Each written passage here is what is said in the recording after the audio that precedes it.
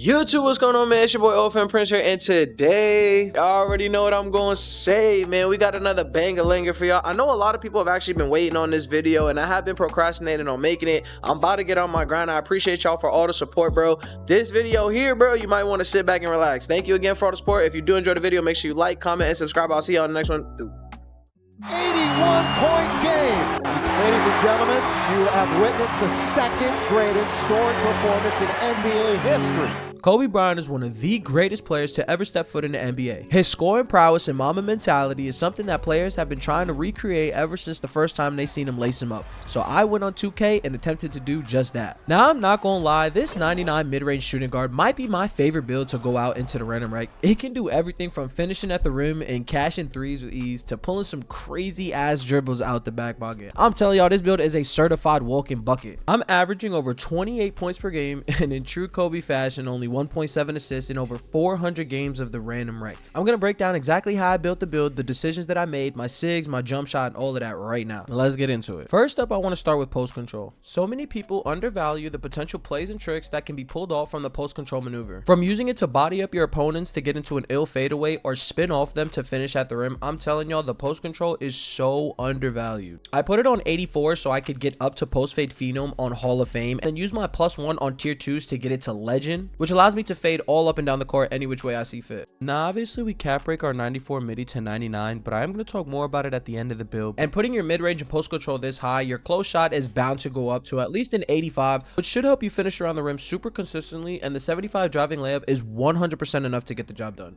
Now, of course, our build wouldn't be a Kobe Bryant build if you weren't able to absolutely destroy defenders at the rim, so the 76 driving dunk may not seem like enough, but I promise y'all, I've put in so many hours on this build. It is tried, tested, and true. It is enough. I promise you, just trust me. I went with an 83 ball. Now, I know this year a lot of people have been having trouble shooting because of the RNG and the pure green window moves from shot to shot, but an 83 ball, once you find a jumper that you genuinely find is smooth, I promise you that you will be able to shoot consistently with an 83 ball. You're not going to go out there and shoot 10 for 10 every single game, but you will be able to shoot at least 50% or better. I gave myself a 91 free throw on this build because it was so cheap, and so many people told me that I was bugging, but what they don't understand is once you become such an offensive threat on the floor, scoring almost every single time you touch the rock, people start to get handsy. They can't really mind their business. They do everything in their power to get their hands up in your face, and a lot of the time it results in a foul, and I want to be able to knock it down 90% of the time. We have a 62 pass accuracy.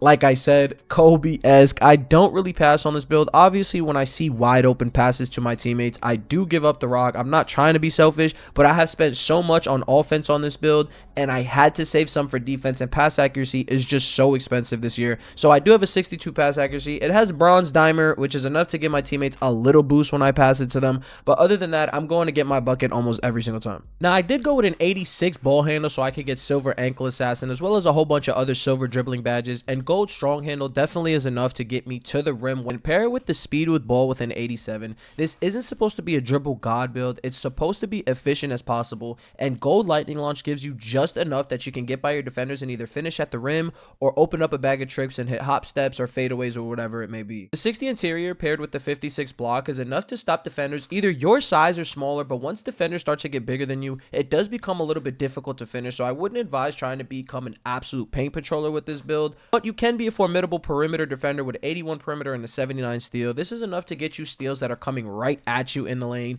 You're not going to be jumping up and Odell Beckham catching it, but the steals that come right at you, you will be able to catch. And as a shooting guard, you probably will be guarding an offensive threat yourself, and just like Kobe, you do want to be able to lock down your defender while also giving them 50 points. So I gave myself an 81 perimeter. Now, my height at 6'5", my weight at 205, I definitely feel like I have enough defensive knowledge to stop anybody that they put in front of me. The offensive and defensive rebounds were kind of just like garbage points. I put them in there just so if the ball's coming right at me, I could jump up and get it. Speed and agility in the mid 80s with strength in the mid 70s felt like a perfect way to round out my physicals and allow me to be quick on the floor while also strong and not getting pushed around. And because I have a 76 driving dunk, it didn't make any sense to put so many points into my vertical. You don't need it for the dunk packages that you use. Now, onto the SIGs. I do change up my SIGs almost every other day, and the SIGs that I have on today might not be the SIGs that I'm running tomorrow. I personally feel like there are way too many signature animations in the game to use the same ones all year, but these are the ones that I'm rocking right now. I have the new Shai Gilgeous-Alexander dribble style, as well as a whole bunch of others. I'll scroll down so you can see through the list if you want to pause the video and watch. One of my favorites that you actually should look into is the Klay Thompson step back. It has a little hesitation that looks like you're about to take a shot. I'm telling you, try it out. It's absolutely butter. A lot of people have been asking me about my dribble pull-up and my hop jumper. I use Tyler Hero, which I dropped a short on, and my hop jumper is Harrison Barnes. I'm not gonna lie, a lot of the hop jumpers in the game are kind of the same.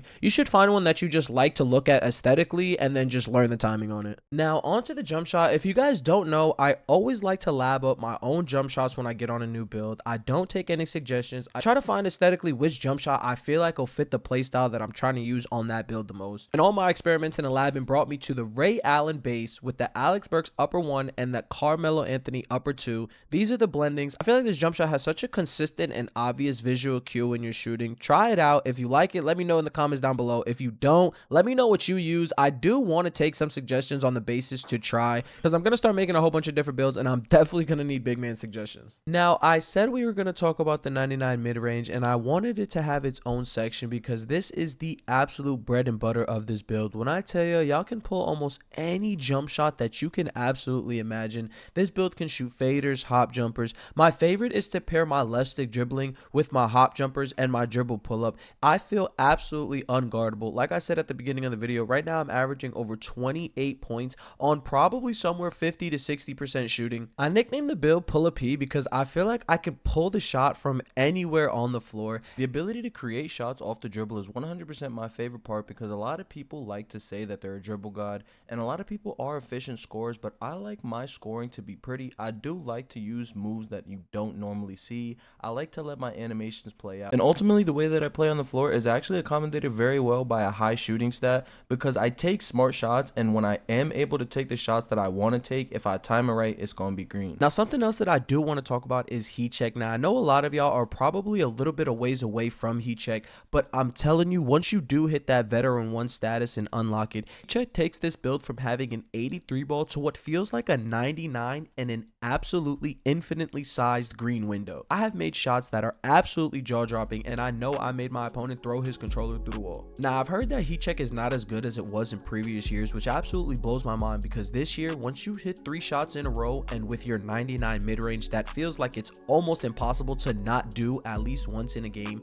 Once you get your heat check, if you take a good shot, it's pretty much a wide open free bucket. I feel more comfortable shooting wide open threes with heat check than I do a free throw. If you guys did enjoy this video, please make sure you like, comment, and subscribe. Once again, thank you guys so much for all the support lately. You guys have been going absolutely crazy. I haven't been able to post as much as I like to, partly because I'm a big ass procrastinator, or partly because life hit like a brick, but trust and believe I'm going to get back on my grind, and we are going straight to the top. Y'all have been showing so much support recently, and I will not waste this opportunity that God has given me. I'm going to see if we can try and hit 10,000 by my birthday. My birthday is in April, so that does give me a few months. I'm going to see what we can do. I have been going crazy. We might be able to hit it. Once again, thank you guys for all the support. I will see you in the next one. Deuce.